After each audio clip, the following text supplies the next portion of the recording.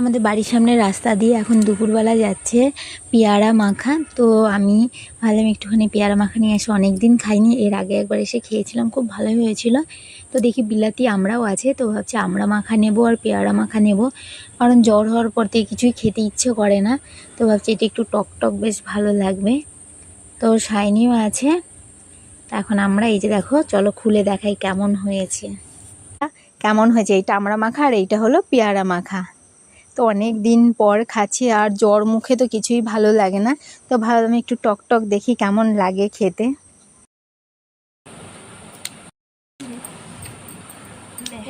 তো পেয়ারা মাখাটা বেশি ভালো লাগছে। আর শাইনি দেখো আমার মুখে দিচ্ছে ফ্লাশ যাতে ভালো আলো হয়। এবার পেয়ারা মাখাটা খেয়ে দেখো, পেয়ারা মাখাটা বেশি ভালো, পেয়ারা মাখাটা বেশি ভালো লাগছে। কত নেব? 30 টাকা। কত টাকা করে আমরা 10 টাকা করি, দুটো পেয়ারা। তো টক টক তো বেশ ভালো লাগছে আমাদের সবারই জ্বর।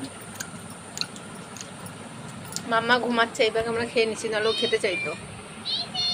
আর এটা হলো আমরা আমারটা ভালো হয়েছে, পেয়ারাটা আমার বেশি ভালো লাগলো।